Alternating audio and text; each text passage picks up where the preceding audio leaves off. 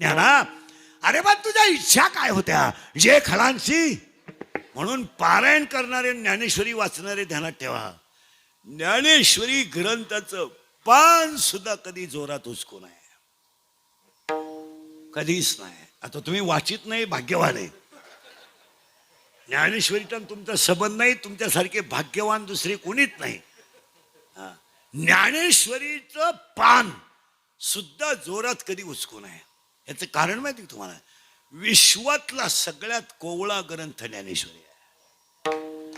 अख्ख्या विश्वात जेवढे ग्रंथ झालेत त्या सगळ्या ग्रंथातला कोवळा ग्रंथ ज्ञानेश्वरी, सगळ्यात कोवळा.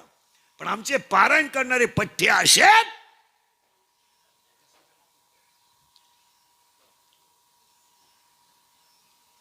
थुका लावू. तुम्ही म्हणा ज्ञानेश्वरीचं पान हळूच का उचकावं, सगळ्यात कोवळं. बाळाला कसं झोपतं आपण, बाळाला कसं झोपतो महिला म्हणा, झोपले झोळीमध्ये बाळ आहे, बाळ आहे, खाली एक फडकं आहे, त्याला आपण बाळाचं म्हणतो, त्याच्यावर एक फडकं आहे. तुम्ही बाळ उचलताना डायरेक्ट बाळ उचलता का फडक्या सकट घेता? फडक्या सकट घेतो ना, का? बाळाच्या अवयवाला त्रास नको. त्या कोवळ्या बाळाला जितकं जपताना तितकं ज्ञानेश्वरीला जपलं, तितकं ज्ञानेश्वरीला जपलं पाहिजे, तितकं. कारण तितकंच कोवळं बाळ ज्ञानेश्वरी आहे.